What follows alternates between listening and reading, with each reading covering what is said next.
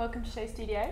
It's our second panel of London Fashion Week, and it's a really exciting one because we're going to be discussing the Gareth Pugh show, and it's a big change for Gareth because he's showing back in London again, and we've seen Gareth in Paris for a long time, and so it's really nice to have him sort of back on home turf.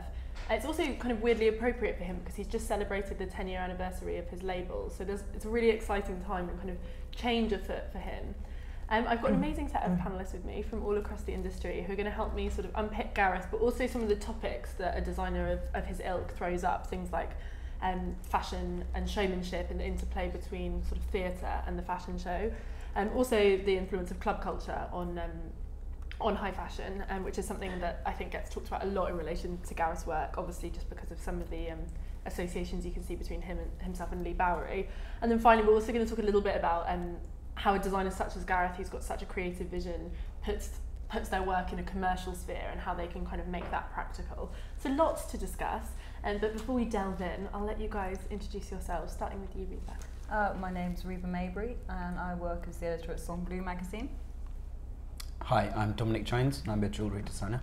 Hi, my name is Nathalie and I teach fashion history and theory at Central St Martin's and London College of Fashion. I'm Belle Jacobs, I'm a fashion writer. I'm Lucy Norris, I'm a trained consultant and fashion historian. Everyone's gone very serious. So I want to start, the first kind of topic that I wanted to discuss was London as the centre of showmanship, and obviously that's kind of really relevant given that we've got Gareth back on the schedule now, because it's something that Gareth has kind of tirelessly championed. He's very open-minded in how he presents his fashion. You know, he's really embraced new technologies, things like fashion film, as well as doing these incredible catwalk shows. Do we think that that is always going to be the case, that London is the place that people are going to turn to for these big spectacles of a show, or have those kind of shows completely fallen from favour? Where does everyone stand on it? Dominic, I'm going to go to you first. So repeat the question. Just do you think London It's really long! Sorry, no, okay, so is London the centre for showmanship? Yeah, for showmanship, yeah. I'd say it's the birthplace for showmanship. I don't know whether you could say. It's nice, isn't it? I don't know whether you could. I would love to say. I would love to say that it is the centre for showmanship, but I don't really think, given the fact that we can't hold on to it, we can't maintain it as a city, that you can say that we're the centre. Having said that, I don't know where else you would say it, but I think given the fact that we weren't able to keep Gareth for the entirety of his career, and he's coming back now to celebrate his 10th, and we just don't have a very good history for holding on to showmans and to actually nurture them. We have within London, we have a really good escalator up, and then we have not a lot to support once you get up there, and I think that's a shame, and I think that's something that is lacking from the city. I think we're really good at producing showmans. I think as a centre for the birth of showmanship, London is definitely there. You were really nodding there. No, I think it's a really interesting question. I think also that this whole centre periphery model for anything is outdated now. I don't think that we need to have a centre of something. I think so many houses are now showing in cities where you wouldn't see fashion. And I think that's really exciting, you know, that we travel, and also designers are not necessarily based in the city where they show. So that's a really good development. And I think, but obviously it's exciting also to see Gareth come back to London, and I think he's really energized by that. So I'm interested to see what that means. But this whole idea of having a centre of something, I think is an old idea. Yeah, it's very true actually, and I think in a way it's interesting what Dominic was saying, because it kind of holds London back in that sense, because it's kind of people, you know, it's a really tired argument, but people look at it and they think that it's kind of, you know, theatrical and a place of great inspiration, but not perhaps the place where people are going to build really sustainable businesses, and that has a knock-on effect if that's not how you're sort of seen and perceived. What's your take on it, Reba? Because you work with kind of young designers, you're friends with young designers who love to sort of work. I mean, it's interesting saying, you know, London is the centre of showmanship, because when I think of the showmanship and the most kind of exciting things that I think are happening now, it's all about people who don't have any money. So when we think showmanship, we think of like putting on this big show, but no one has any money to do that. And you know, like there are big things in Paris. Like when I think of showmanship, I actually thought of something like a Chanel show, because that's just like this big commercial spectacle. But then when I think of showmanship, I think of something like, I was modelling an Ed Marler show yesterday, and the reason, you know, I mean, I hope you won't be saying this, is like, you know, he hasn't got any money, so he couldn't get any models. Yeah. But then it was all about people's characters and his friends' characters, and he wanted the show to be about his friends, and that's what's exciting, and that's what people lap up and they love. But then, are people going to support Ed? And that's what makes me, does make me quite angry, because it's this incredible talent that gets regurgitated and stolen by big corporations. And then, are we actually caring about anyone? And Gareth was identical in the beginning. He all of his early shows were street cast from club kids and friends. And we used to cast for him off Show Studio. He'd be like, guys, I need someone, and we'd help out. Yeah. It's just the same. But then Gareth didn't sell anything for such a long time, and I think that's the problem. Is I think we're putting designers in a position where we expect them to sell. Yeah, they do. And you don't, you know, they're having to compromise their work. They're having to make work they don't necessarily want to have to make. But what's the answer then? Because then you could, on the flip side, say to that, well, you know, if you're making work that no one wants to buy, then why are you working in fashion? No, I think, but you know, it's not that no one wants to buy it. It's that the people who want to buy it can't afford it. Because actually, most people in this world who have a lot of money maybe don't have very great taste. Yeah, it sounds quite cruel, but actually, it's like, you know, people are designing for rich women in Paris who don't work, and is that the world we want to live in? It's not the world I want to live in. Yeah. So what's the answer? Oh, I'm sorry, but there's so many things that have come out of that, haven't there? I mean, showmanship. When you say showmanship, I thought of the Jean Paul Gaultier, his last Ready to Wear, which was just this theatrical, storming but that was interesting, performance. There wasn't just went that on and much on. set. It was more about characters, which is interesting because obviously it's a very different case to Ed, but it was a similar vibe in the sense that it was about characters, and that's what made it about showmanship. Yeah, definitely. And if you think about, like, you know, it's the identical formula of the early McQueen shows, like Hunger or Nihilism, or, you know, when, you know, people were coming out, and I know it sounds really sort of like kind of sort of a bit sort of cliche now, but, you know, women coming out and sticking their middle finger up, you know, at the end, you know, and people that were genuinely like characters, and they were like just touching themselves and just really owning themselves, and they were like, you know, these kind of archetypes of like these kind of young, kind of fresh, it was youth coming out, but it was it was really glamorous. And it was about the people. It was about subculture as well. It was about, of course, but it was about kind of that, that kind of sort of, that's, you know, that you don't need to be like putting, you know, a steam train into whatever, like a Louis Vuitton sort of thing. That's kind of corporate showmanship, and I think that what that London... was £6 million, that train. That's really disgusting, isn't it? I mean, it is. It's really, really gross. And to be honest, I think showmanship these days is kind of like, it's either that grandiose show of wealth, or, to be honest, it's almost a bit naive, because it's almost that kind of like, it's almost in some ways it's really good at grabbing attention, but in terms of longevity, like it's almost like it's not needed. It's not needed because there isn't actually a realm for it in a global sense. So it's really good for getting attention, but it's not really good for maintaining. And also it doesn't guarantee the quality of the clothes. Just because you've got an amazing show and you're at the centre of showmanship, what happens if the clothes are a bit crap, you know? And then you start thinking in terms of like showmanship within a collection. I thought Ed Marler again got that. You know, he was, I mean, it was a fantastic show. It was one I wanted to talk about because it was just so full of life and joy. I mean, it was a spectacle, and it was, you know, it was great. But I'm sorry. I think what's difficult though is it's interesting that you bring up Ed Marler. It's interesting to have you here, obviously, because you walked in. Because I think a lot of people are like, oh, it's so great. You know, we really felt that Medium was lacking. You know, it's not the same without Medium, but at least we've got Ed Marler. But it's this idea that, you know, they're kind of on like a conveyor belt where you'll get one that does really good showmanship and then they kind of drop off because they can't maintain it, and then you get another one, so that's fine, at least we've still got Ed Marler. But I think this isn't just about showmanship.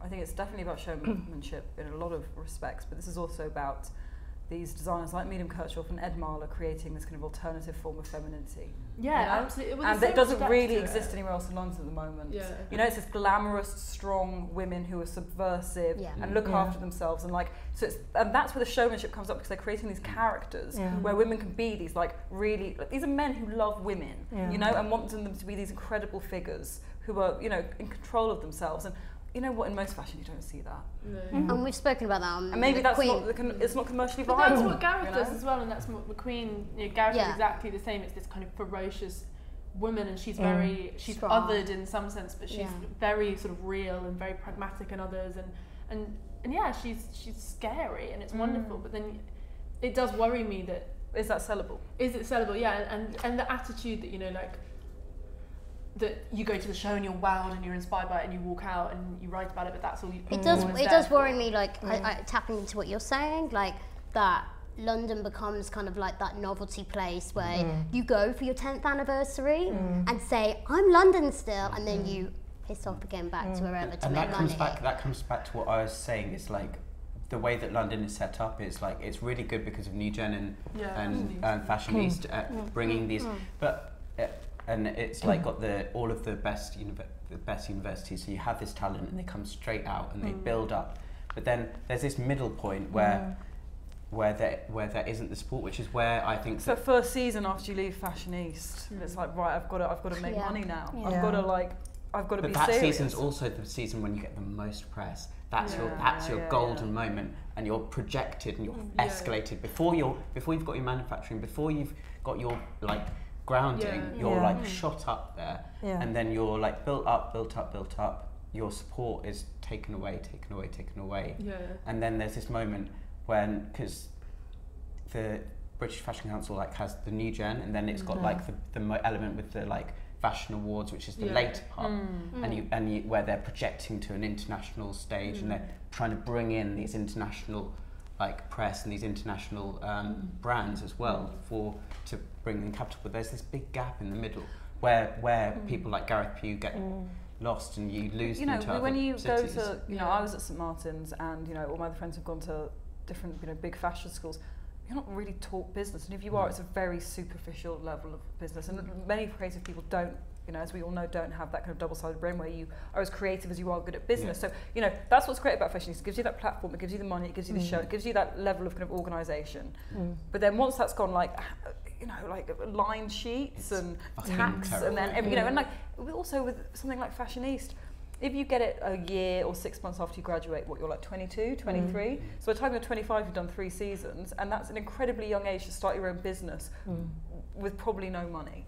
And you've got and then the pressure's even more escalated. And what 25-year-old do you know that could like even do all that? No. Just forget it, even being in fashion. And I think for me, just having observed friends that have been through that sort of churn, within the industry, it's production that kind of gets them every time. Because like the buyers know that they're not going to be able to make the deadlines because they can't get stuff to produce.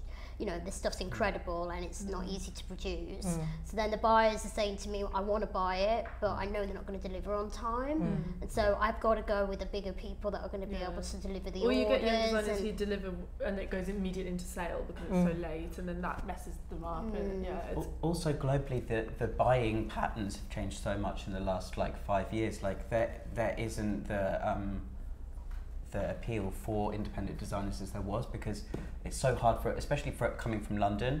Like you to get the press that you need to sell well in America comes at a later date. Like it takes a while before you get the press in America to catch up to get the sell through if you were to get bought there.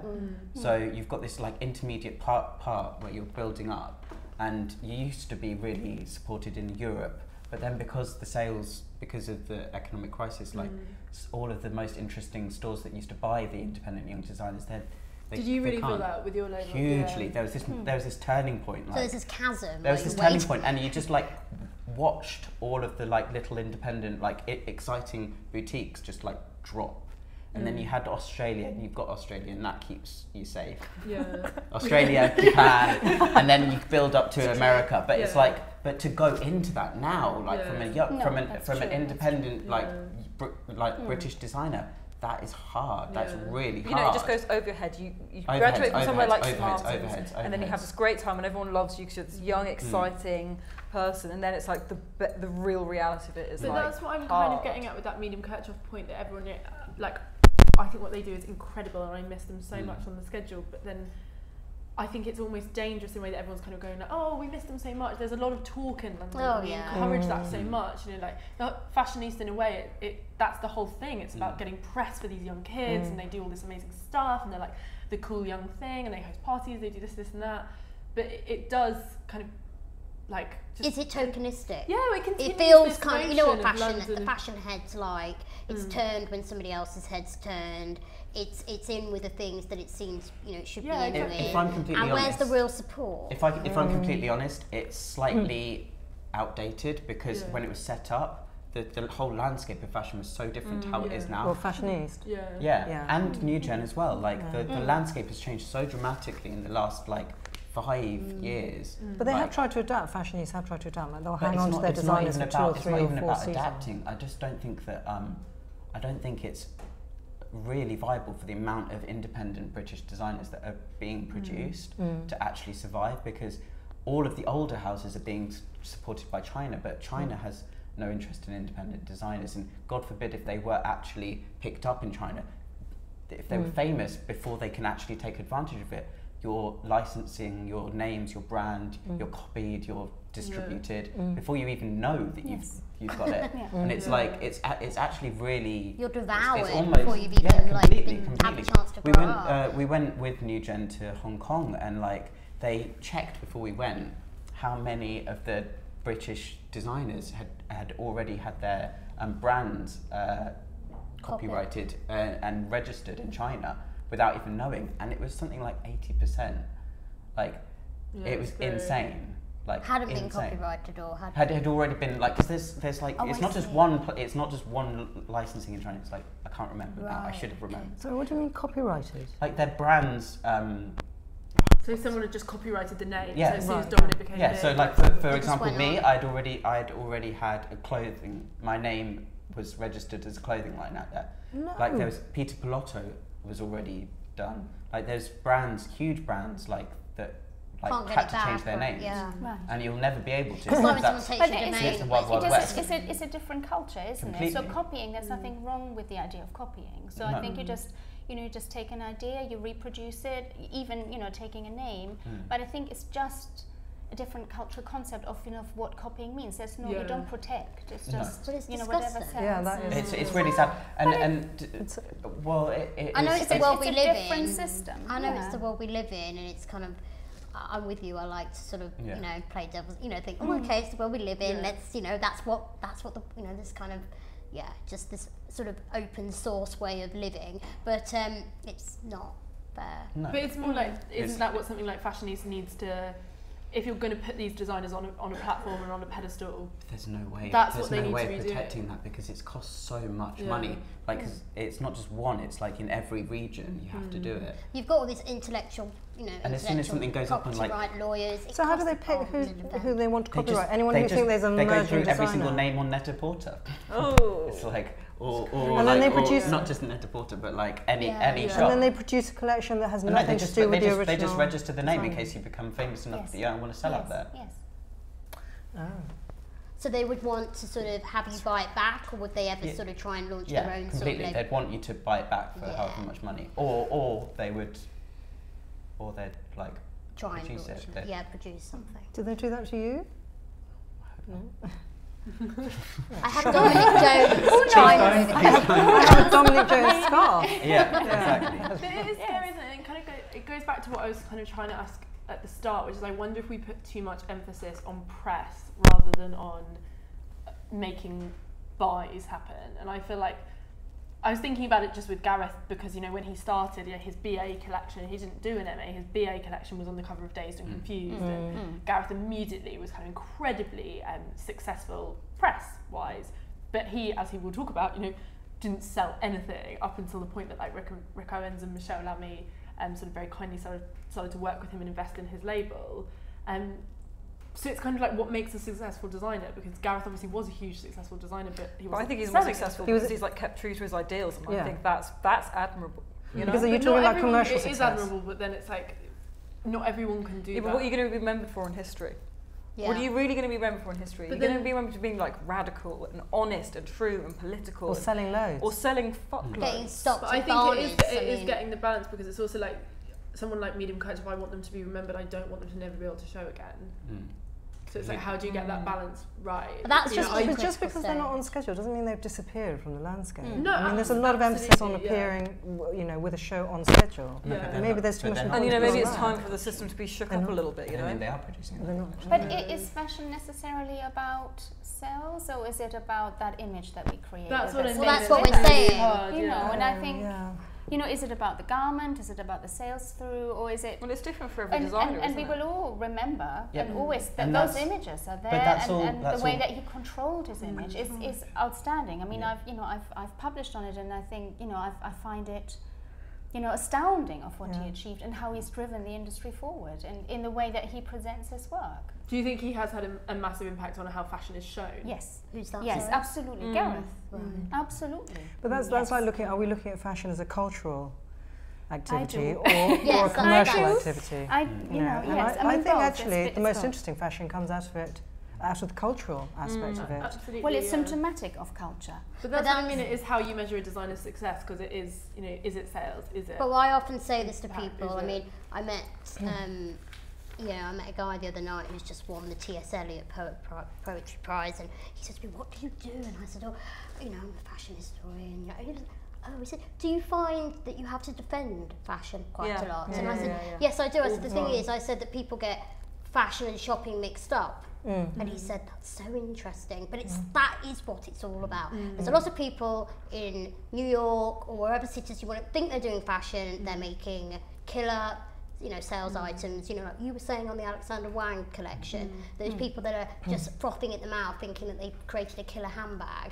That's a commercial aspect, that's shopping. Yeah, and so many totally. people that think they're into fashion, from students right up to designers, think they're into fashion and they're not. No. They're into But then shopping. how do we Yeah. protect those ones who are into fashion? Because obviously for someone like Gareth, you know, it makes perfect sense, and it's brilliant that Rick and Michelle kind of, you know, worked with him and helped him out, and he's, you know, built this incredible world and this incredible label. But, you know, he's very lucky in that respect, and Gareth is very unique in that respect, and obviously he's worked incredibly hard. But how do we protect those ones who want to produce the fashion and stop them from just getting to a point where they're trying to kind of work within this framework, which is about shopping? I don't. Well, I think this is a new. I think the industry shifted, unfortunately, and I think this whole kind of. I think the internet over the last sort of 10 years has sort of morphed fashion. Fashion isn't what fashion. Was. It's always been shopping. Don't get me wrong, to a certain extent, but it's Instagram, it's internet, it's shopping, it's copying. It's turned into this monster that somehow you're like, whoa. That isn't what I even. That's not. That's unrecognisable to a sense. I mean, to answer your question, there isn't a way, is there? I mean, I can think of an interventionist way, whereas all of us who really support and love Gareth Pugh, Gareth Pugh, I'm so tired, commit to buying his stuff. But can you get the BFC to do that? I don't think And can so. you even buy it? Yeah, and I was going to But then say, the other also he wasn't even producing for a long time. He was never even really producing it to be bought for a long time. Then the other option is for artists, which is basically what Gareth Pugh is to diversify their activities, so that perhaps fashion is no longer their main source, Which and is that they really capitalise on interesting, all their other skills. Because we've seen that like a lot. film Jean-Paul and Gaultier and Victor and Rolf both have kind of, they're doing couture now, which Yeah. is basically like they're going to let their perfume fund the business while they go off and do all these fun projects, which I think is the route I think that Gareth will go down. yeah, it seems to make sense because the fashion world is so unfriendly to Yeah. this kind of vision, or the shopping world is. the opera, theatre, And which is art. all Ballet, things he's done. costumes. The Yeah. ballet costumes that he. Then that comes he's back to done that are comes back to amazing. image, doesn't it? Because it's all about maintaining a really beautiful image. Yeah. That it will be able to sell off his perfume to be able to carry on. So it's like keeping everything going at the same time. But they're going to have to go to a neighbouring creative vertical to be recognised as the geniuses that they are, because unfortunately fashion's getting sort of hijacked by a bunch of shoppers. So they have to go and elsewhere. shopping is changing. And I was going to say, I don't think it's less. I think it's less about the internet and things like that. I think it's literally more to do with the economy, And with the the new global markets. economy, and the fact that people like Gareth were traditionally supported by those like really exciting and interesting boutiques around the world, and now because so many stores are closing, Yes. and so many stockists are closing, and so many stockists are feeling the hit now. Yeah. There isn't that support for that. Multi-brand is closing, that's true. The multi-brand is at its end, but the multi-brand exists online. So in that way, I think there's still room that for development and change. But then that's in never the going to be the physical kind of space, stockist that supports Gareth. Yeah, in the physical space, it's monobrand. That's true. Yeah. So, and then also where the money is coming from, like in the Middle East, essentially fairly conservative. Yes, I was Yeah. going to Yeah. make this point now as View. well. So tastes are Women's changing. Yeah. Yeah. So, that's I mean, I interesting. can't, you know, being at the few shows that I've been this fashion week, the amount of Asian models, Oriental models on the catwalk is a reflection of the Oriental buyers on the front row. I mean, they're appealing to that market. But these are people who like quite safe silhouettes. They're not going to wear a triangle on there. For a lot of the London designers, it is also Asian stores who are buying the more experimental stuff as well. So there's the kind of really two sides to that. On a mass scale, I think it's changed fashion, but also on a niche level, kind of. There are some really amazing stores out in Asia that are. That's really true, like supportive. Joyce. Yeah, exactly. Like Yeah, Joyce. exactly. And I think that is interesting. And I think, But choice isn't enough to float. Choice. Yeah, exactly. And the little and the ones in Japan and like that isn't enough to hold the company. And afloat. it pits all the designers against each other as well. Show is starting. Wow. There's so many topics we haven't talked about, so it's going to be a long discussion. Saddle up. Praise. So this, the piece that we're seeing here, it's a film which is directed by Ruth Hogburn. Okay, and this is the music that goes with the film? Yeah, the music goes, I think the music goes with it. You're never quite sure with the streams because it depends on whether they've recorded it.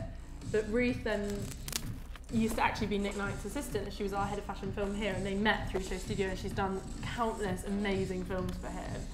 And I do want to go to you, Nathalie, and just talk a little bit about presenting. Tell me a little bit about all the different ways that he's kind of worked. I think for what I find really interesting about the relationship between Gareth and Ruth, and I'm interested in creative collaborations. I find that really fascinating. But I think what I liked about their sort of way of working together, it is about how she translates his ideas and his vision.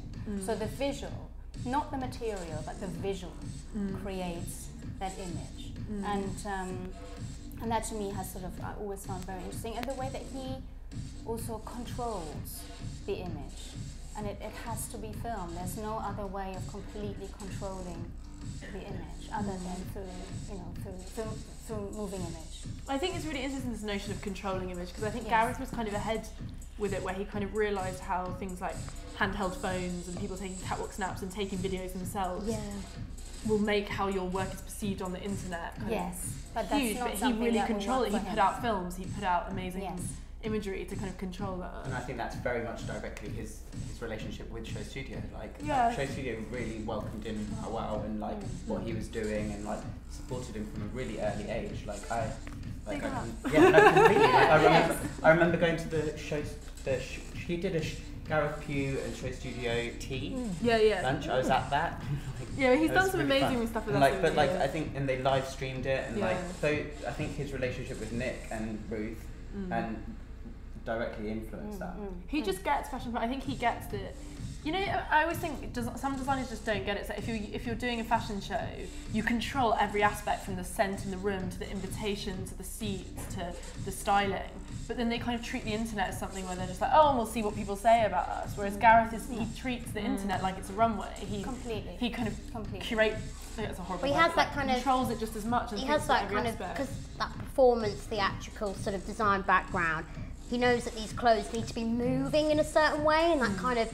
His clothes came alive, didn't they, in so many of Ruth's films, that you would never see them in that guise on the runway. And I think she established a visual language that it's not like she just captured the clothes. It's really smart what you said. I think she established a visual language for him that has come back and influenced the clothes as well. You know, that real sort of geometric kaleidoscope. Exactly. I've discussed that with Ruth many times, and she always sort of talks about the way that she wants to get to understand the garment, and you can only really show and get that feeling of what it might feel like to wear it by capturing through film, rather than seeing it walk up and down on a runway.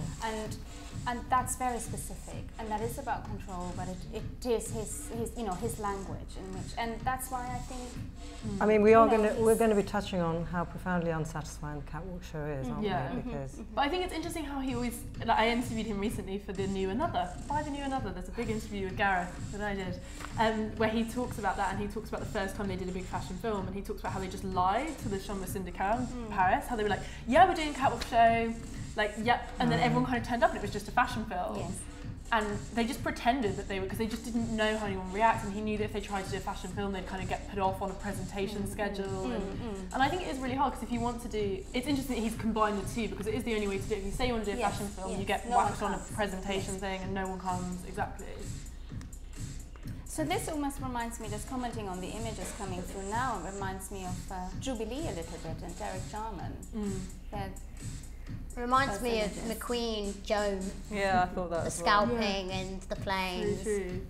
Well, it's interesting, isn't it? Because there's a real, there's more of a narrative in this film that we're seeing than in previous ones that she's done for him. It's very obviously about, you know, destruction and blood and violence and kind of like. But it's also about a very conventionally beautiful woman taking the scissors to her hair. Yeah, exactly. It's kind of like mutilation almost. Yeah, mutilation and change and anger. Yeah, anger.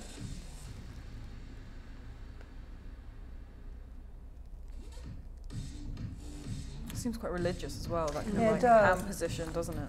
Well, but there's always a religious. Well, it's Britannia, isn't it? Yeah. Yeah, he did it was really hard to see because it's kind of silhouetted, but he did the amazing hat that was almost like, you know, the horsehair kind of, it's like part Mohican, and we shot it. So is that, do you think that's supposed to be St George's flag on the face? That's what it looks like. Yeah. But it reminds me of Jordan in Britannia, in Jubilee.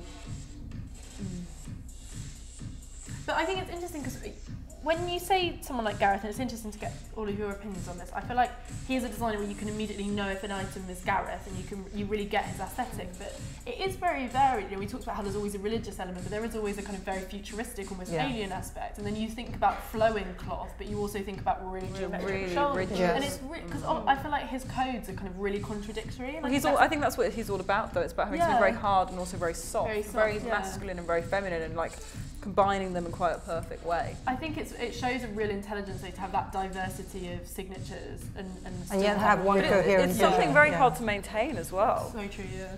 I think that's what makes him a brilliant designer, like what you're saying, is the fact that he's refining and kind of exploring, but within a very contained sort of parameters of who he is. And so many designers, you know, ping pong around, sort of trying to be everything to everyone. And actually he's just, you know, okay, now I'm going to expand out to fluidity, but still have the graph, you know, and the silhouette's always the same, you know, the big shoulders, then it inverted, and then he just stays with that, like an old designer would have done. Like one that, you know. Yeah, because I think in the beginning he completely just threw out the wall, like the idea of the silhouette, and just played around with it so much. And then from there he's kind of reconstructed it into these archetypes that he uses. It's interesting you say that, because he's in the show notes that they provided, it says in the past Pugh has described his work as modern armour, which is, you know, this notion of the body, and this collection is totally informed by this idea. So it's always about beauty built on strength, a powerful silhouette, a disregard for passing trends, and perhaps even of a promise of protection. But it's not without a sense of humour. So it's interesting that you talk about the body, because you're right, when he did those big balloon outfits, it kind of felt like it wasn't really about a human at all, whereas this feels so about the body and about protecting different aspects of the body in the woman, and I think that's really interesting how he's kind of developed that. It also reminds me of the McQueen Banshee collection. It's all about this, you know, isolated but magnificent woman who's just tearing it up. You know, she's being persecuted, but at the same time empowered. It's all those juxtapositions. Well, he said that the film is about her being a saint and a dragon at the same time. Oh, so okay. they're very British. Saint and dragon. A saint and a dragon. Well, it's very much about coming back to London, isn't it? Yes, George. He knows what he's doing. He's giving us the story that we need. But yeah, the Joan of Arc narrative again, you know, from McQueen. But it's just, I think that. Yeah, I think he's a brilliant designer. I just think he's phenomenal. I do think he's very funny as well. I don't know if we've got the soundtrack that they've got there, because it's talked about how if you listen very carefully to the soundtrack, there's the chants of Sunderland Football Club that you can kind of hear. So it's British, but I don't think he's doing like a British woman in this very kind of like obvious way. I think there's always like a real wit to it as well. It is historical, but it's also Sunderland Football Club. That's another pillar of British life, you know. Self, isn't it, from where he's from? Exactly. But do we really think we should compare him to McQueen? I think it. I mean, there's real elements of. I mean, it's undeniable. Yeah, I think a lot about McQueen when I watch Gareth. And also not McQueen, but like Thierry Mugler, Krizia, Montana. Yes. Okay. No, you know, Adrian, not just McQueen. I mean, he's taken a whole kind of, he's run the gamut with like glamorous, you know, 1940s, 1980s. He's these sci-fi kind of. It is interesting to think of McQueen because he's showing this show is at the V&A, and obviously the McQueen exhibition is about to open, and I think parallels. I want to talk about this a bit later when we talk about club culture, because I also think parallels will always be drawn between them, and just because they both shock and they both kind of seduce and they both have a very dark sort of underpinning to it. I mean, there's a lot of a sense of death and decay, and I do think sometimes it's easy to draw comparisons just because. It's in the same way it's easy to compare him to Lee Bowery as well. Exactly, and I think he does find that quite frustrating, which I do understand, because it is kind of, it's like if you do something that's a little bit dark, a little bit subversive, put any blood in there, and everyone's going to be like, oh, it's like McQueen. But he's so blatantly pastiche kind of Bowery at the beginning. If you go and look at some old Bowery photographs, you could just do snap. So really, he can't really be saying, oh, I'm sorry, can you stop beating me with the Bowery, stick. And he's moved way away from that. I love that. I love Bowery stick. But also he's moved way away from the Bowery aesthetic now. Completely. I mean, Yes. Oh. Oops, she almost fell. But you can see also how this is a much more traditionally staged show. Yeah. I was really interested and really excited to comment on it live, especially after New York last season, which I thought was so brave and so interesting to take dance and performance to the fashion space. And now he's returned to something. But that was a question of money, because I think he was sponsored by Lexus, wasn't he? And they gave him unlimited funds. He got to work with Andrew Thomas Fine on that, which I was like, I spoke to him about that. His work. Great, that's nice. He was so great when I spoke to him about it. He said, he was like, a lot of designers are really funny about this notion of like taking money to do things, and he was like, of course, he was like, I think there's nothing wrong with it, and he was like, if someone's going to give me a load of money to do something amazing that I've always wanted to do, I'm just going to do it. And I thought that was kind of great, that attitude. Well, I think he's worked hard enough to get to that point where he can. That he's like, I'm going to, it's not selling out, it's just taking something and doing something beautiful with it that he'd always wanted to do. And I thought that was really great, that attitude. Well, that's great, he's from, it's that kind of, he's still that kind of boy that, it's like, it's like the Face magazine. It linked up all those kinds of guys that were, sorry, keep talking, you're living up north or what have you, but their only access to London was the Face. And it's the same with, obviously, rest in peace, Steve Strange. Obviously, he was this kind of local boy that came to London and made dreams come true. And, the fact that he's still got the Sunderland Football Club thing, I know, it's nice. It's proud, really it's nice. keeping that kind of naivety about what you wanted to do when you were a kid. So why not take the money? But I was reading an interview with him today, actually, where he was talking about that. Not becoming jaded, and about like keeping excited and like remembering that kind of sensation of like the anxiety and the excitement of like going to his interview to St Martin's for the first time and like remembering that all the time, and I think that's what keeps him alive. He said to me when I interviewed him about leaving Paris, he said, I was like, did you ever feel like you sold out? Is that why you wanted to come back? Did you feel like you kind of weren't pushing yourself anymore? And he like thought about it, and then he went, no, he was like, it's that thing when you look in the mirror and he was like, you've been getting fat and you haven't realised, and then you look at yourself and you're like, fuck, I'm fat. And I just thought that was a really good way of putting it. And I just imagine him being in Paris and suddenly being like, fuck, I'm fat, I'm going to change it up. And I love that. But I think it just shows that he always wants that feeling that I'm sure he had when he did his BA at St Martin's and he did his show, that kind of, like you say, that enthusiasm and that passion and that. And it's also, am I good enough as well? It's not becoming really comfortable. Yeah, he actively doesn't want that. Because fashion will just churn you out. Yeah. So you may as well be who you are. I've seen show reviews written, about when he is in Paris and he's playing the game and he's making wearable clothes, and everyone say, we really miss the old Pugh. And it's like, what, you're damned if you do, you're damned if you don't. Just do what you want to do. And have enough money to eat. Yeah. But I think there's so many opportunities for him, and it's interesting for us to think about ways in which he can kind of finance his label, which we'll do a bit later. But like, looking at this, it doesn't feel like he's trying to kind of compromise anything at all. Like, I think it's interesting that it's all black because it does make you focus on his way with cut and silhouette. And he's gone back to all black as well, because he experimented with colour in previous collections. Exactly, yeah. In 2011, he used blue and gold. Red. And he used that purple. I mean, this feels like a very London Gareth Pugh show. These all of the techniques and all of the like materials he's using are ones that he used in those like early shows, and it feels very much like a more adult version of those early shows. It's like a more wearable, more elegant, more grown-up version of those early shows. Did you say that was Boudica? Did you Britannia. say Britannia? Yeah, I mean, Britannia heralds the onslaught, a weaponised woman hardened and battle-ready. Love it. He did go through, I could see obviously the influence of Rick on his work for quite a long time. It's not so much here now. And now he's really phased out of that and gone away, which is brilliant. There was that moment when it was, but on both sides as well. Yeah. On both sides, they were clearly influencing each other. Yeah. Yes, I think that's a good thing to remember as well. He I did agree go with through that phase, but there was lots of leather and you Yeah. could see the money was coming a bit, and Yeah. he started to look like the prodigal son of Rick, but then Rick was so, like you said, I inspired. just It think was they a have two-way such thing. different ambitions. Like Rick is a huge brand, and I don't think Gareth. I know Gareth doesn't want to be that. He doesn't want to do that. He doesn't want to kind of have like this huge showroom with like. But I think t-shirts and Rick is bras a and great case study in how to nail it, because he's one thing to one bunch of people, and then all he really does is he's in the business of selling really expensive coats to women that are 40, 50, you know, and they're working whatever, and they can spend however many thousand on a coat. But yet he's actually still got this tribe and and he's known for one thing, but actually managing to, you know, do another. No, that's very true. Can I just say hello? Oh, here he is. Oh, he's so cute. I love He's him happy. so much. I just love him.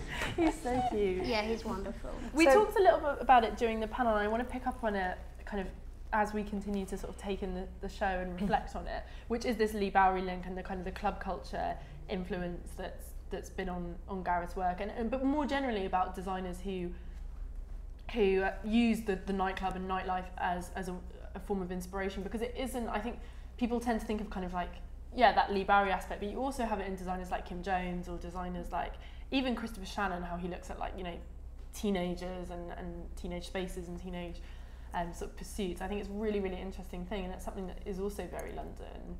And who does it really well? Who draws on the club really well? Now. Yeah, or before.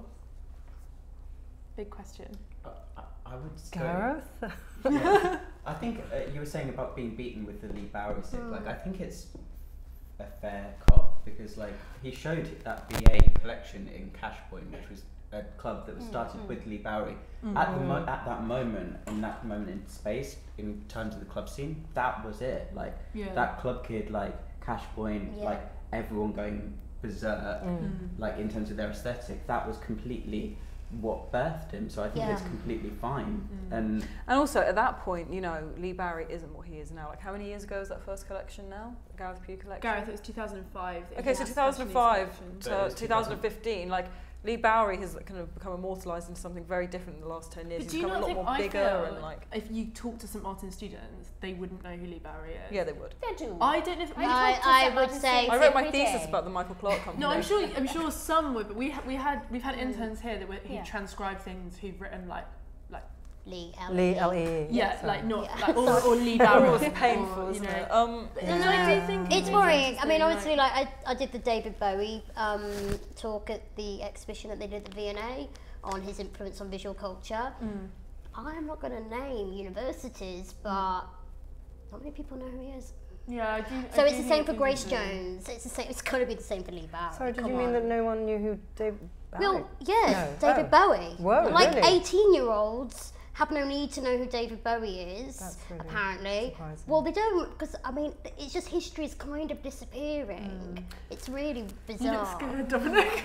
no, He released a track a I couple mean, of years to be ago. honest, Sorry? it's- He released an album a couple of years ago, It's or a a year hard ago. They're not thing listening to to say it. now, because I don't really think that subculture will ever be able to exist in the same way that No, it never. did. Especially, I feel like what Gareth and contemporaries came out of was like the last breath of real subculture, because now now it just There aren't even dissipates. nightclubs You can't. in There's no such A as club thing night as a can't last secret. longer than a night No, now. It's like literally. one great club night and then there's no point Done. doing another one. No. That's it. Whereas, like, it's about the atomization of culture, isn't Yeah. it? We're all individuals. We can't belong to any group. Which we can't is- Also the identify internet. with anything. Kind It's of, the internet. But also just London smogs as a it out, city, doesn't like it? it's closing. Think how many venues have closed down. Like, you know, you can't go places anymore. You know, Well, I remember Granny- when like the Face closed and they said, you know, people were ringing up crying and stuff, and it was they called it the death of the Did you under. ring and cry? I didn't ring and cry, but I No, was No, devastated. people like, were ringing up crying. I was one of those kids that Yeah. was reading it in my little Yeah. town. Yeah, I And- used to always Right, write like my reading about face. Cash Point, reading about like, Yeah. and knew And- exactly where I wanted to go in London. And the team before. was saying that, you know, it's the death of the underground, Yeah.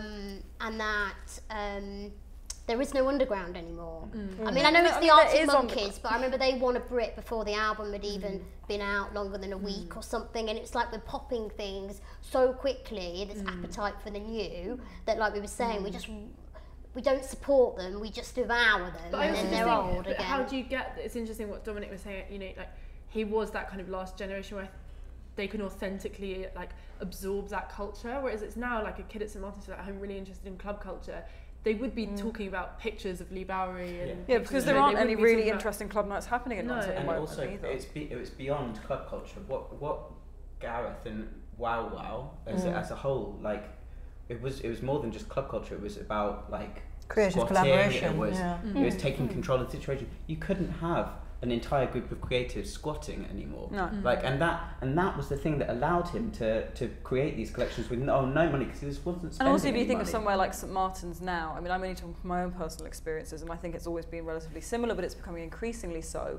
St Martin's is 85% incredibly privileged students, Yeah, absolutely. with with an excessive amount of privilege and financial security, which means that people aren't as hungry. And you know, like I think when I was in my final year, me and Ed were two of the only people I knew with part-time jobs in our final year, and that's out of like a lot of people, and that was makes like a difference. it makes a huge difference of like. And it's heartbreaking. It's heartbreaking Yeah. because it's not just, you know, it's not just the international students, it's the, you know, home students, everyone's parents pay their rent. Yeah. So, and you know, like it's an easy thing to like a statement for like, oh, your parents pay your rent, but actually the reality if you're 21 years old and you're in your final year, your parents paying your rent and your parents not paying your rent, you actually come from completely different spectrums of understanding, and you'll be able to create work And it also you know. means, you know, And then with How housing taking- benefit, you know, like, you know, just like, you know, what's happening in this government, we're not even talking about what's happening in this government and this, how cruel this government we're living in. Like, to be young now, and, you know, like, when I was graduating in 2013, it's like, there are no jobs, right? Yeah. There are no jobs. Like, you're really naive to think that someone's just going to give you a 9-to-5 job and a salary and a pension. It just doesn't exist. Yeah. When I So was- it's a very, it's like, I don't know, I could go on Especially about when it. you forever. come out. No, I'm completely with you. I get angry. When I got invited to Downing Street for my last New Gen thing, and I hand wrote a letter and hand gave it to Samantha Cameron, saying like, Right. you need to do God. something about about this inequality. Like, this is my story. I was homeless for a while. I met Wow Wow. I learned how to squat. They taught me how to squat. That gave me the chance that someone with like a really rich family has. It was my safety net, and you've stripped that away from the future generations. There's no one that would be able to follow my path now. And then we can also talk about the interning culture as well, because you can only really do an internship if your parents are going to give you 50 quid a day to live on, you know? Yeah. It's like, I mean, when I was in my year out at St Martin's, the amount of internships I had to turn down because I had part-time jobs, which meant that I wouldn't be able to be in the office from 9 till 6, 5 days a week. So who can afford to do these internships? I couldn't afford to intern at No? all. Like, it was literally like, well, where is this? I just don't. I mean, now everybody's But got that's parents such a supporting responsibility them on the now. companies to And I take don't people understand. part-time if they need to work part-time. Well, you know, or take people, like- all the ones I was offered, I'm not going to name names of magazines, but they said, oh, it's a real shame that, you know, but we just can't offer this place for you, we'll have to give it to someone else. And, but, you know, I've got an assistant now and I obviously can't afford to pay her, but I only get her to come in for a couple of hours a week because I just would feel terribly guilty taking any more of her time. And I only get her to do things which I'd feel comfortable doing myself. Like, I don't get her to get my lunch, I don't get her to photocopy things all day, I want her to actually like learn something. But all these big companies just using all these rich students is absolutely grotesque. And like, if that's youth culture now in London, if that's what's like really happening, it's really hard out there. Yeah. It's really hard. And it also means culture, especially something like club culture or subculture, is something that you like choose to dip into, and it's almost something that becomes a commodity. Oh, it's a complete commodity. Do it, but I even think like going to St. St. Martin's now is like a commodity. Yeah. It's like you can come out and it's like you've got magazines like One Grand, and it's like here's a publication which is a commodified version of a St. Martin's experience made by very, very privileged students, and it's like there's no edge to it, there's no anger, there's no politics, there's no energy. It's just this kind of like flat-packed consumer experience where everyone can go to Dover Street and buy an outfit. You know, in my family at St. Martin's, people walking around with Birkin bags. It's like my mum doesn't make that much of it. And really, like, why is no one talking about this? No, I know. But we spoke about this on a panel where talking about getting young people mobilised, and I try and sort of do it through sort of saying, you know, aren't you angry about these sort of, you know, the fact that, you know, there are all these sort of this sort of the idea that we're in the end times, a postmodern term. You know, let's talk about postmodernism again. But you know, so it's my thing. So you know, but it's the idea that we're living in these end. You know, we're living in these sort of dead days, if you like. There is no such thing as, you know, whatever. We're not even going to have currency that we hold for much longer. It's all going to be cash cards. But it's just this idea that when I say to students, oh, and I'll put up there. Jobs for graduates, that's a fallacy. That's a meta-narrative that the government tell you, that your parents or whoever, schools tell you, universities tell you, but it's not actually out there. And I try and get sort of people kind of angry, and there's this sort of, and like we said before, is it apathy or is it like, I don't know. I try and get them angry about ecology and what's happening to the planet. My partner teaches on a photography course, a BA. And you know, they have to come up with ideas for projects, and they're so unpoliticized. It's like they have no idea what's going on. I just published. So they honestly come up with fashion projects, sometimes starring themselves. You know, it's just. Do you think students know about Wow Wow? No. Because it breaks my heart, because like I feel like there should be books. I mean, it's it will do. It's just not time yet, but it will start now. But now is the time that they need to be taught about it, because like. I mean, what they did and the influence that they've had on everything that these kids are looking at right now, they weren't lazy. They when they're like, I mean, when there wasn't opportunities, they made opportunities. They came out of university, they created like everything that's good going on. Like you have like Matthew Stone, you have Katie Shillingford, you have like Isa Sumner, who's like the producer and writer for Florence and the Machine. You have like Millie Brown. You have like. So many people out of that one little pocket, like that. I think what really worries me, I don't think people know. They don't care, and they don't care to know. But I think it's there's this aspect of like it's their work, but they don't know the history and they don't know.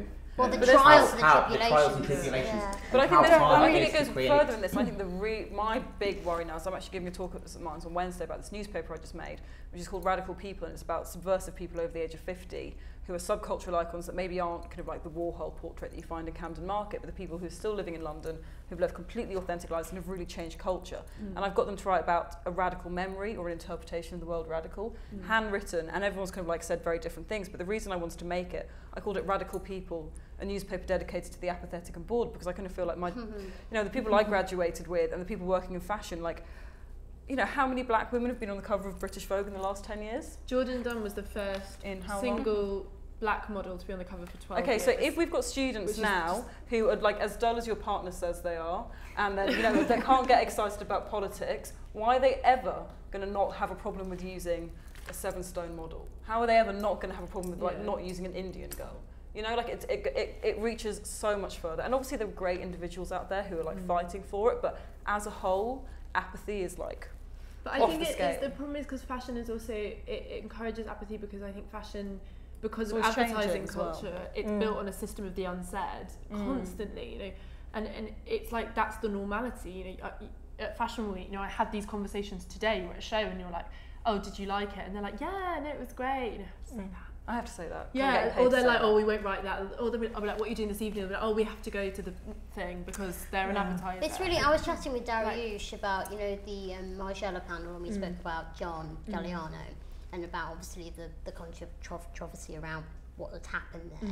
And Dariush felt a bit differently to how, you know, he was like, you know, kicking it about a bit, you know, being Dariush and being, you know, highly intelligent and making some great points. And I just said, I agree, because the problem is, Dariush, is that if I say, right, okay, that's okay for somebody who was the head of Dior to act like that, I've also I've also got to pardon the fact that Muccia hasn't had a black model walk for 13 years. Which no one speaks about. Which no one speaks about. And actually, once I start calling people out, I'm calling out the entire industry. The entire industry and my favourite designer, so I may as well just leave the industry. So it's in even me. You know, it's choosing to sort of like think, okay, you know, and Dariush's point was that, you know, the head of Dior, you know, he was in a position of responsibility, but I mean, I was talking about the empathy of the breakdown and blah blah blah. But the idea is that, it's a false response to racism, because granted, I completely agree that John Galliano should have been made to stand down after saying that, but it is a false. It's like, we'll tolerate if you don't champion racism at all on your runway remotely, but we won't tolerate if you're like severely addicted to substances and having a mental health breakdown and say something. So it's a really weird attitude. Then we can talk about mental health in fashion from as well. the head. But I mean, he still tries to use those words. No, I agree. I'm not saying nothing should have happened, but I do think it's very strange that they would never sack you if you didn't put any black models in your Exactly. This is what Dariush and I was saying. His crime within the industry was that it was caught on camera. Within the industry. And there's been people that have done much more disgusting things and have been politely removed without anyone even knowing. People are just thinking, like, why isn't Celine is a disgustingly racist brand, but no one ever says anything. Well, I'm going through, you know, obviously Acne is a Scandinavian brand, but I went through the entire last sort of 10 years of Acne the day I saw one black model. You know, when you walk into fashion shows and you're sitting there and you see anorexic white girls, one after the other, all about 14 years old, do you feel really perverse? Like, when I sit at fashion shows sometimes, I just feel like really, really disgusted sometimes. And, you know, like, and I kind of think like, and then what makes me more upset is you've got a room of like hundreds of people just sitting there and it's like no one's batting an eyelid about the fact that you've just got all these women with mental health issues walking in front of you. You know? But it's been a little while since I've seen that in London though. I've got such diversity. Do you think the thing is though that we choose not to see it? You know what I mean? I'm being totally honest, that I think there is that filtering where you almost sort of think, that's not happening to that girl. You know what I mean? And the worst is when people say, oh, well, you know, some girls are naturally that thin. And you just think, I think it's, it's tricky, isn't it? Because I think it's a sense of responsibility. I actually did my dissertation on this about 3,000 years ago. The responsibility of fashion, you know, and the image maker. And it's, you know, there's, you know, I did it around this shoot that was in the Face, I think 1983, called Alex Eats, where they showed a model gorging from East London to West London. And she went to Ed's Diner on Old Compton Street. She went all over the place. And then they showed her shut inside a cubicle, drinking milkshake and, you know, filling her stomach up, so she could then like puke it all out. And it's this glamorization. But it's irony. So I spoke about Vogue can't do it, but the Face could, you know, talk about Corinne Day and stuff. But we're still haven't really woken up to the responsibility that fashion has. Yeah, I do. I get, and sometimes that's you see individuals as well. This is what we're talking about, like the Martin students and the apathy, and it's like you're right. They're just going to go into the industry and take those parameters and work with them. But even when someone says they're using a model that's diverse, like, you know, she's slightly larger than usual, she's still pretty physically perfect. Yeah. You know, so there's not. Then no one's actually. I can't think of anyone who's taking any risks. Real risks. And they say that's because it reflects in sales and all of these things, but that's because it's not. And then they'll talk about sample sizes as well. It's actually heartbreaking whenever I put a person of colour up on my Instagram. I see people drop. Oh, don't say that. I actually do, and because I've used quite a few in my campaigns, and what, less likes or just my numbers actually drop. It's weird. Really? I think I need. I had this conversation with a journalist, like literally, it disgusts me. Like, and but that's because it's not normalised within. It's not been normalised within our industry. And it takes a big majority, and I've stood up about this on Facebook when all these terrible things have been happening in America outside of fashion, and you know, white policemen doing or killing black men basically, and being not called, you know, getting away with it, not being charged on murder, but with murder. And the idea is that it takes the privilege, it takes the white, it takes whatever to stand up and say, I don't like the way those people are being treated. It can't be the minority that's always banging. And it's never going to follow through into making sales if you're not normalising it. If you're not normalising it, it's never going to be. It's easy to say, oh, Like it's because we all react on what the have market responsibility. says.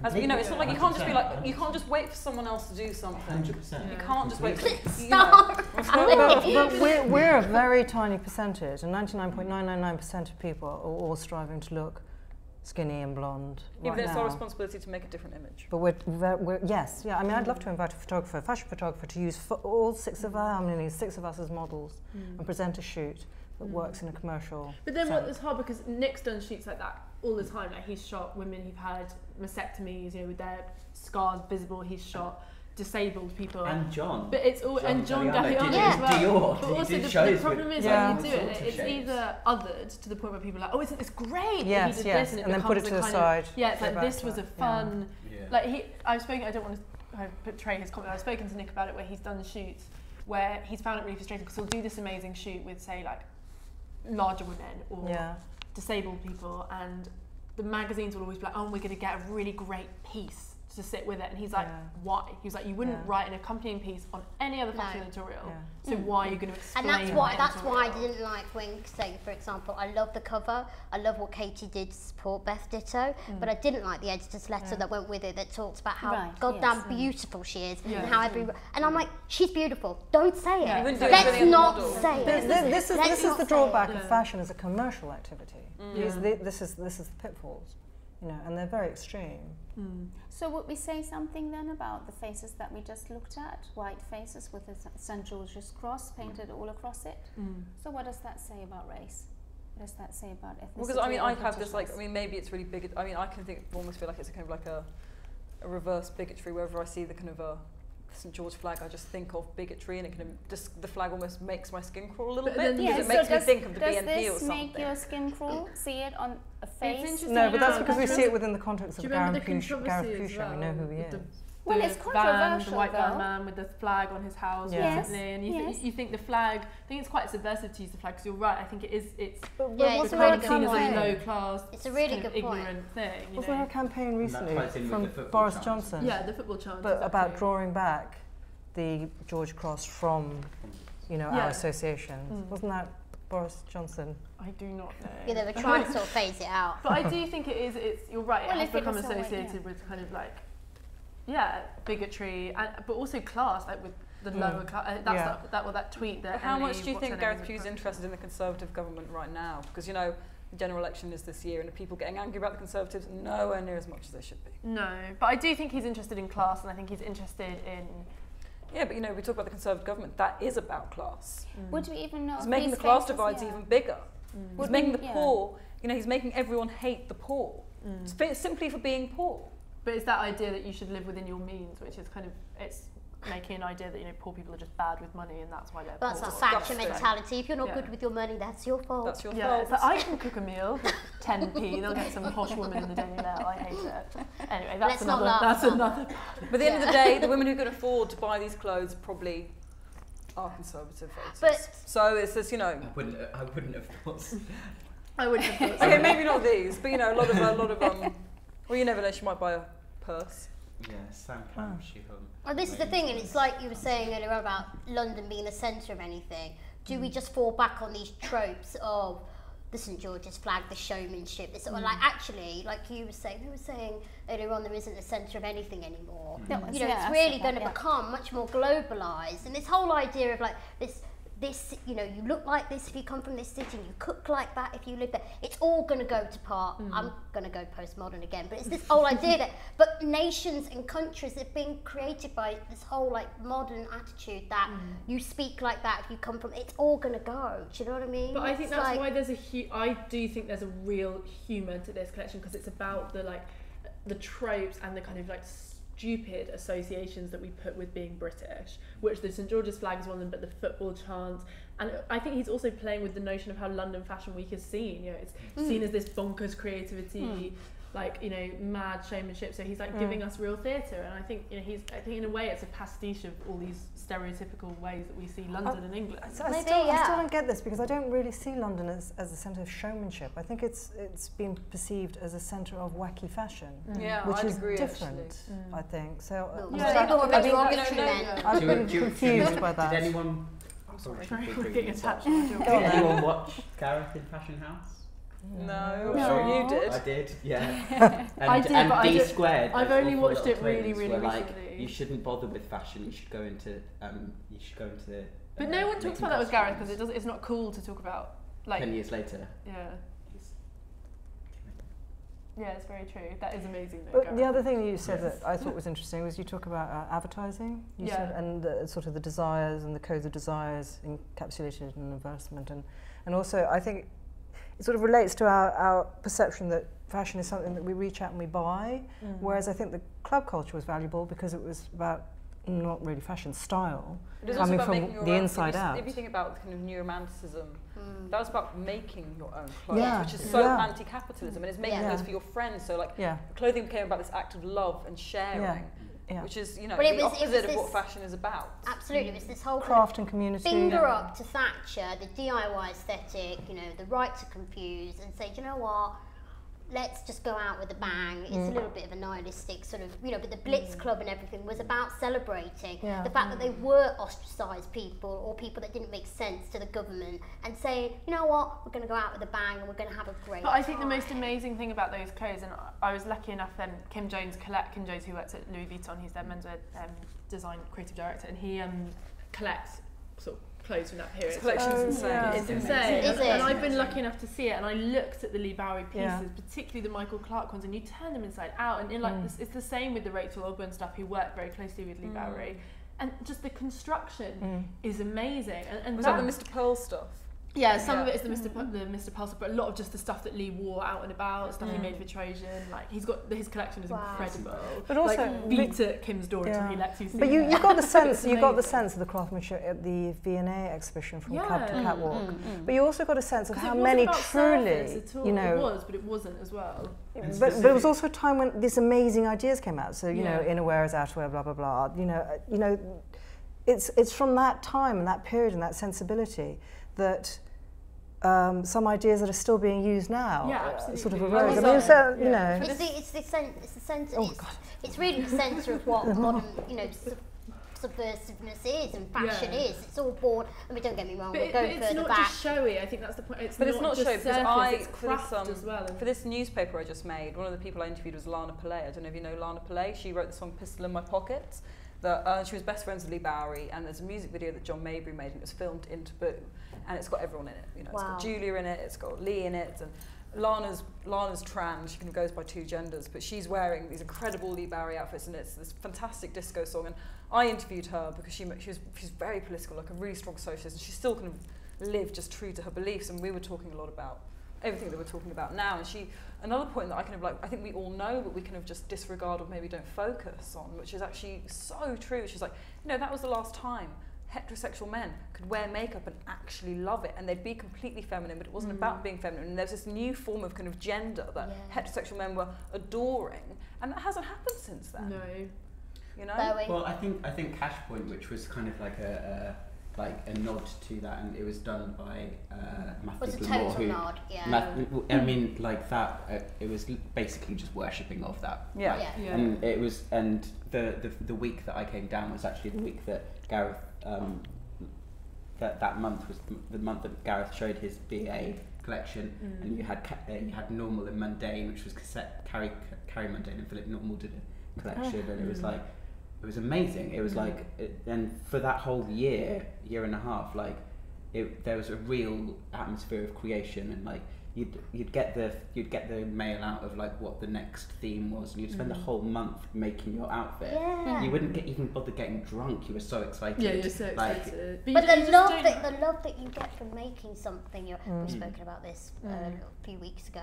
It's this idea of, if you actually said, right, okay, Belle, you've got to start making, what you get the choice to decide and invest, and you've worked so hard. It's this idea now, everything's just like mass produced. Oh, I fancy being a goth today, I'm going to go to Topshop and be a goth. Tomorrow I fancy being whatever. Kim Kardashian. Yeah, and you can switch and change. There's no that deep-rooted tribalism. Who are you and what do you stand for? And that was the time that Fashionista was born, wasn't it? That Yeah. whole sort of, Yeah. I don't know, for me, I'm so lucky that I have so many friends who are designers, but for me, there's nothing more beautiful than wearing something that your friends have made. Like Medium Kirchhoff made this skirt and they gave it to me the other day, and like when you wear something that your friend has actually made, it just is, there's nothing like There's that. nothing Emotional. like it. I was wearing You the know? jacket that Craig Green made today, and it was like, It's like the best feeling. It's like being People dressed kept in saying love. it. It's like Yeah, having a hug, isn't it? And when people compliment you on you're wearing, you're like I was kind of, I was like embarrassing because I was like, it's Craig, like Craig made it, and I was so happy. And it was like when I was, when I was modelling for Ed yesterday, yeah. it was just like, you know, being on that catwalk as well and being, backstage, it was just kind of like, this isn't, if he just got any old modelling, it wouldn't be the same thing because all these girls were his friends. Yeah. It's kind of like, it's just this community. It's a community. And Gareth was exactly the same. Yeah. Gareth was completely that. Like I remember, because he was only a few years older than me, and I became friends with my generation were the ones that were interning with him. Like I remember, like Craig Lawrence was doing the knitwear, and Alice Kirkpatrick was there, and Henderson was there, and like that was the first time I ever saw real things being really made all the way through to a catwalk, and like it was, and he like did the same thing. He was casting his friends. Like you'd have Tara Grant every time. But that's how McQueen started as well, and I think that is a London thing. And New York's getting onto that more now. And now it's like a cool thing where you get someone to hashtag on Instagram. Sorry, what's that, Lou? I was saying street casting's become just as kind of a like when Mark Jacobs did that campaign where they kind of street cast on Instagram, and it was great in a way because it was great to get these like young, and they did look really great, the young kids, and they were different. So it's always great to see people who don't look like a generic fashion campaign, but it's now a selling point. Like that was kind of the way that even they got street style's not street style anymore. No. It's people dressing up to be shot in the street. Well, that's not street style. But it's not dressing up to be shot in the street, it's dressing up to be shot at Somerset House. Yeah. That's right, yes. I That's saw the only a street in woman London. today. It was the worst thing I've ever seen. I saw a woman today outside the JW Anderson show getting in her car, and she was getting shot by all the street style people. And then they were like, it wasn't showing her skirt well. She was wearing like quite a formal outfit. So she went round the other side of her car and she was like, is this better? And she like was getting in, she wasn't getting, she was like pretending to get in a car. And it was just, I just looked at her and she was like, and I wanted to be like, you're a grown woman. Like, and it just offends me. But it is so like, much. it's like delusion though, isn't it? But I was like, to what end? Like, what are you gaining? Like, because it's this like false, it's this new like sense of celebrity that people are trying to chase, isn't it? It's like it's like when people say to me, "Can I take your photograph?" No. What do you mean? I work for this blog. I don't care. But to be honest, there is real power in sales in having those right editors wearing it and having that right picture. Like it is a commodity and it's a really valuable one, and it does actually follow through. Yeah. And people idolize these, like that set of editors and what they are wearing determines it. Yeah. So it's really painfully naff when you see things like that, and also the all of the fake like people that aren't even invited to shows and go stand outside of Somerset House looking like a numpty. There was this amazing trend. Fashion numpty, maybe that's a new subculture. Fashion numpty. There was this trend around quite a few seasons ago now where people were making jackets that had arms but that were like, basically it was mimicking how fashion editors were wearing their jackets on their shoulders. Oh, I love it when women do that. And then they started producing it like with an extra, you're like, this is amazing. Yeah, it's bonkers. But, I mean, because that is like a stone cold bitch for a woman who wears a jacket like that, isn't it? I Yeah. just think when I see a woman like that, I think that is not my kind of girl. I don't want to work for you. I don't want to work for you. I've done it, and you're like, so stressful. it falls off, and you're, I don't know how And many how do you do it about like that that jacket for though? ages. It's really fascinating, It's so isn't it? strange. They're holding something. Let's Anyway, move this sorry. discussion that we're having about commercial might of street style on to the last topic, which I want to talk about, Which is Gareth? Which is Gareth. But it's also how, because what's interesting about Gareth is obviously part of him showing back in London. As I said at the start, it's a time of change for him because it is his 10-year anniversary, but he's also kind of had a little bit of shake-up when it comes to his business because he had this long relationship, obviously with Rick Owens and Michelle Lamy, but also he had a long relationship with an Italian factory who were he had this licensing relationship with them where they were producing a lot of his stuff. So, and that's why when you do see Gareth Pugh in the store, it isn't so much these amazing pictures, these amazing kind of constructions that we're seeing here. This is a Nick image that he shot really recently. It's more things like really great t-shirts and kind of bodycon dresses and that kind of a thing. And that relationship's just come to an end, and Gareth is now going to be doing the production himself. And it's a really big topic, and we're not going to have time to kind of completely come up with the answers. But I'm interested in the way we think a designer like Gareth, based on all the discussion we've had already about how brilliant it is that he's kept his vision. How do they translate their work into sales? How do they work with, should they be working with licensed should they be having these amazing licenses and deals? Should they be producing it all for bespoke clients? What's the best way to do it? Huge question.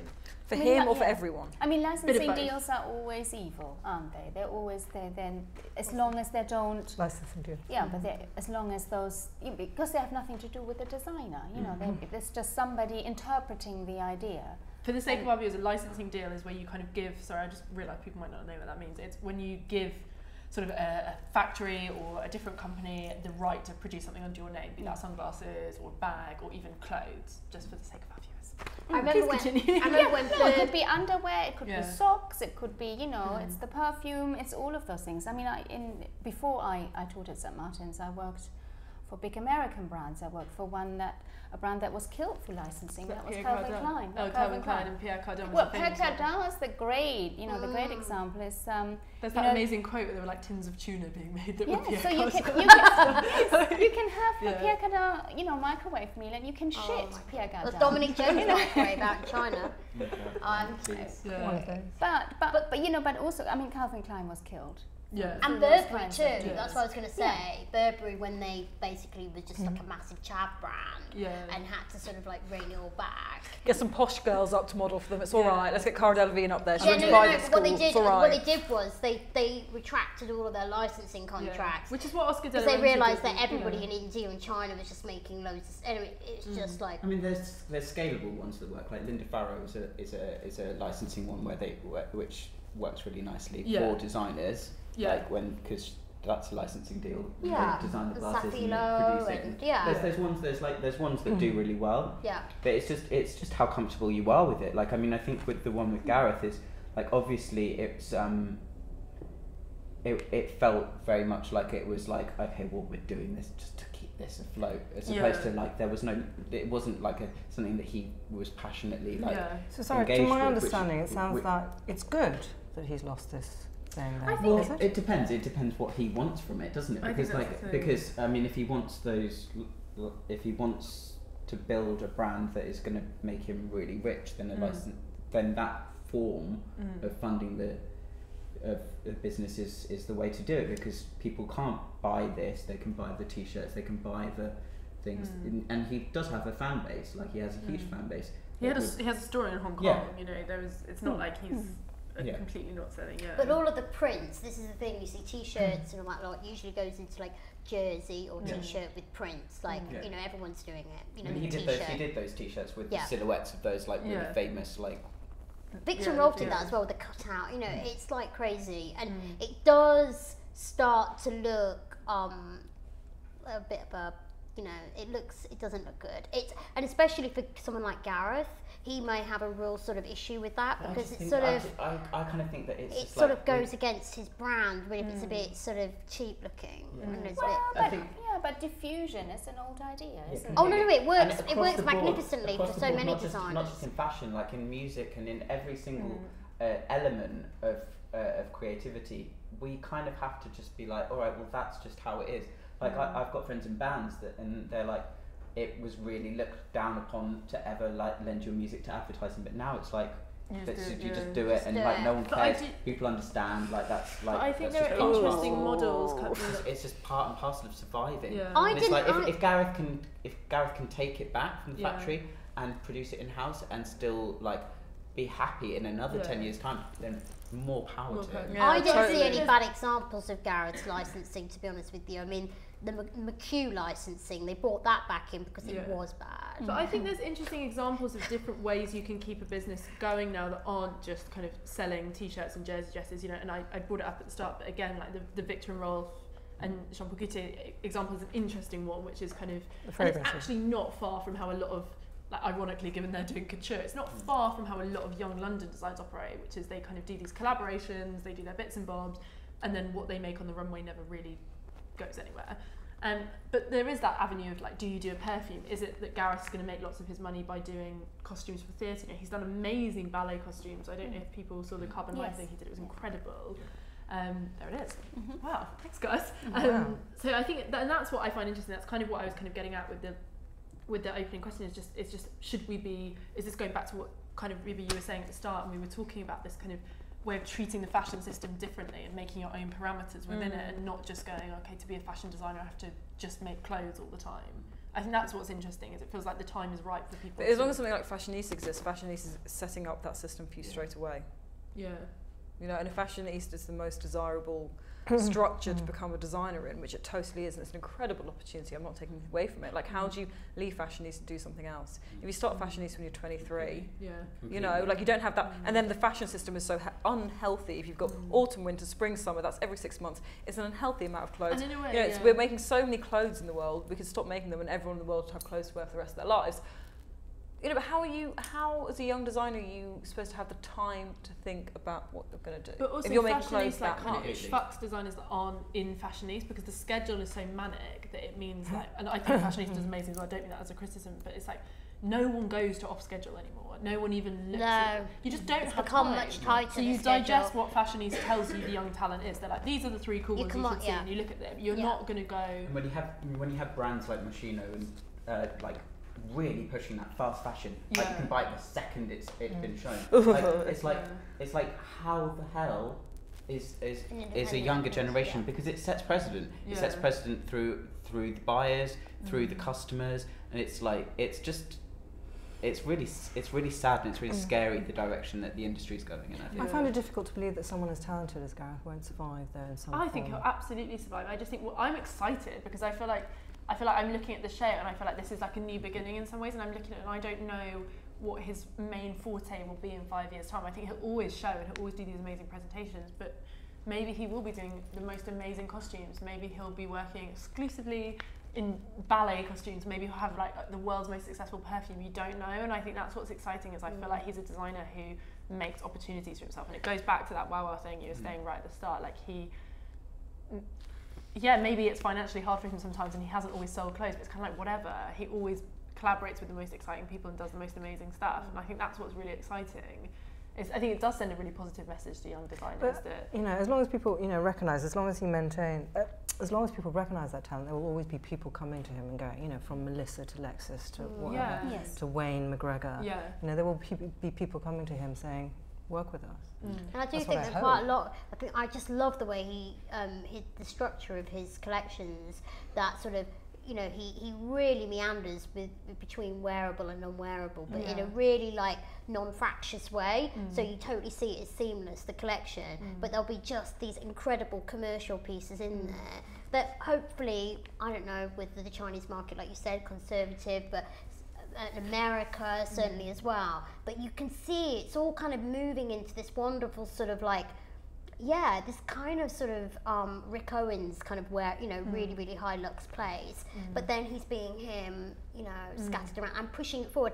I feel like he's genuinely evolving, and like you said, I'm not sure what we're going to maybe see in the future. How many designers do that 10 years in? Like, usually 10 years in, they're like, I've consolidated my brand. It's special, isn't it? It's so special. It's amazing. It's like, I think it's so great to see someone they're celebrating their 10-year anniversary while quite openly being like, I don't know where I'm at, I don't know what's going to happen for me now. And that doesn't mean he doesn't know what's going on. But he knows who he is. Exactly. And that is genius, because there's very few designers that you're like, Christopher Kane does it well. But there's not, I'm talking about the younger generation where you're like, season in, season out, you can tell it's them, but they're pivoting slightly and they have their signatures. It's a really fine art. Going back to the actual factory thing, like I think that this ties in with especially when it comes to younger people, like the democratization of getting your things produced. Like I was watching an interview just today with Kanye West talking about like lots of things, but like as he does, like one of the things he talks about, and like I empathize for him, and I get it, is the fact that he can't produce what he wants to produce because actually all the best production is held very secretively, and all to get the price points that you need, to get the numbers that you need, it's almost unattainable for anyone, even for fucking Kanye West. Can't but the young designers get fucked over by that. So what were they doing? Are they just sort of sitting on it? And I mean, it's like the best factories, they do the big labels, so they're like, we'll do you, but we'll do it right at the end of the season, so you get it and they'll come in, they'll show you the best quality, they'll do it for a season, and then they'll slowly drop the quality, or or they'll start making demands, or it's working with factories is one of the hardest things of being a designer. And I'm really interested around all these sort of big luxury houses that are obviously very, very proud about their sort of sustainability and ecological sort of footprint. Yeah. But you know, this, I mean, caring's really good for that. it is, but what it's doing is, and I'm going to sort of put this out there, I did go to that caring thing, and I sat there, I thought, well, it's you know, there's a lot of independents that have been doing organic or sustainable clothing for a very long time, organic cotton farms, fair trade, blah, blah, blah. And what they're doing is they're getting gazumped by all the major corporates that want to come in, and actually how long are they going to really be doing? And then the guy that's been doing it for the last 10 years can't do it anymore and can't continue because there's only so many organic cotton farms in the world, or fair trade or whatever. So then they're getting pushed out, and it's this marginalisation again of the people that actually give a damn. I'm not saying caring don't, but I am concerned when it becomes, I don't know, it is what it is. What I'd say for in their defence is I think that what at least they are trying, and with caring in particular, they're talking about it from a business perspective, the value in being ecological, rather than it being like a token charity, like, oh, we'll do this because it's nice for the environment. They're promoting it in terms of like the value of being it. Like, we will make money by protecting this. It's more the sustainability is more of a value than being unsustainable. I believed Henri Pinault when he spoke, and I think it was very, very heartfelt. But I also know that sustainability is going to be what the customer's eventually going to want, and he is boop boop 2 bounces ahead of everybody else. And it's like he's not just saying he's saying like, you know, this is a world thing. It's not just a fashion thing. I think there's going to be some big ecological disaster. This is written about. I'm not saying this, that will shift the Western Hemisphere. You know, forget Hurricane Sandy. Something atrocious is set to. I don't want to say it, but something will eventually happen, which will then. This is what forecasters are saying. Which will then suddenly everyone's like, oh, well, that tokenistic idea of wearing organic or fair trade or something that isn't going to harm our climate. Oh, damn, it's going to have an immediate, it's not until something immediate, it's not until an immediate consequence is felt by us and our families and our friends that we're going to give a damn. Because when a tsunami is happening over the side of the world, there is a disconnect, whether anybody wants to say there is or not.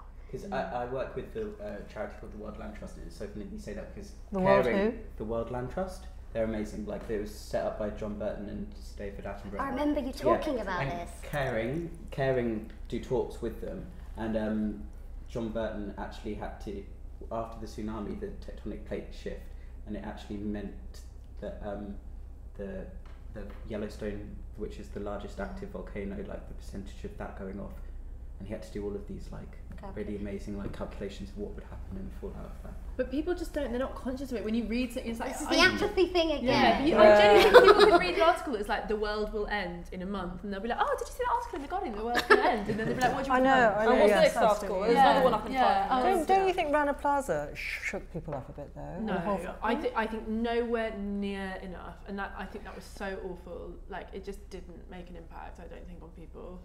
I think some people... No, I think it did, obviously. Yeah. Like, but I don't... It's not changed how people shop, I don't think. It's awful, but not at all. It's so... I don't think it has at all. I think if you spoke to a lot of young shoppers and you said Rana Plaza, they'd be like... And I've my group, I've just signed a petition. I've just signed a petition for Benetton, who are refusing to compensate the employers of that, and have given a tokenistic contribution to the local community as a one-off charity, which has them apparently done enough. And I've just signed a petition that's saying they're the only company that are actually giving any kind of, they're not giving any compensation directly to the families. It's awful. Yeah, just like out. But it was the kind of thing, but it's also a news coverage thing, because when it happened, it was like a huge story, but all that fallout, things like that, it doesn't make for a good news story in the eyes of some stupid news guilt editor. Of saying, oh, I went to Primark and I bought a pair of trainers for £6, and I say to that person, oh, I wonder who made them, and they go, well, what are you on about? I get, and you're like, you start irritating their need to consume, and I think that future historians... Well, it's not even just consumers, it's irritating their ability to think. Yeah. Isn't it? It's actually about thinking. It's like most people exist in a world where they kind of like have their comfort barriers of how much they think about and how far they're willing to think about something, especially in whatever situation you confront them in. It's like consuming, but it's also actually how much the general public think about what we're talking about. I don't think people want to think or they want to be No, challenged. no People one wants to be want challenged because things to we're be easy. apathy, conservative government. And ironically, David Cameron, internet connection. We NHS. live in disconnected times. You know, we're so disconnected. And I think that future historians will look back on this period as, oh, that crazy period where everybody just was on the internet and looking at Facebook for like 3 Not hours a actually day. speaking And each other, yeah. meanwhile, the planet was going into demise, and this was happening, and everybody was just like, no, I mean, it's literally like people are like, you know, sort of, it's hypnosis. It's funny because it's true. No, but It's isn't it ironic? consumerism and the internet. Lucy, isn't it ironic? We're sitting on the internet now talking about fashion. We're using the internet for a good purpose. yes, we're all, you know what? We should. You know what? We're all talking on the internet. Hello, but we're actually all talking to each other, and like a lot of people probably Face haven't to had a face. conversation this long. How many people do you know who haven't had a conversation this I long? was actually thinking that. How many people are listening this Without long? looking at their phones. Like when was the last Yeah. time you didn't look at your phone for like an hour and a half? How many people have a conversation this long? Yeah. But I think as long as people are encouraged or feel that they need to buy more and more and more, we're in a very dangerous situation environmentally and ethically. Yeah. Completely. On that notion of time, let's come to a close by saying what would we like to see next for Gareth? It can be however big, however small. We'll go for it. What would you like to see? I think I'd just like to see him happy and be able to do what he wants. Completely. I think that's what I have to say. second that. Yeah.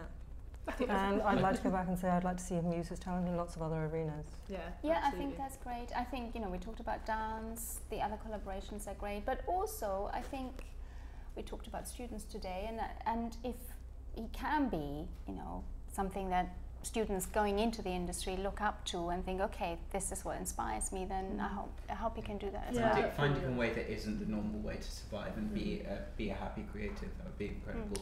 An incredibly inspiring message for the young. What a nice note to end on. That's lovely. Should we give him a big round of applause?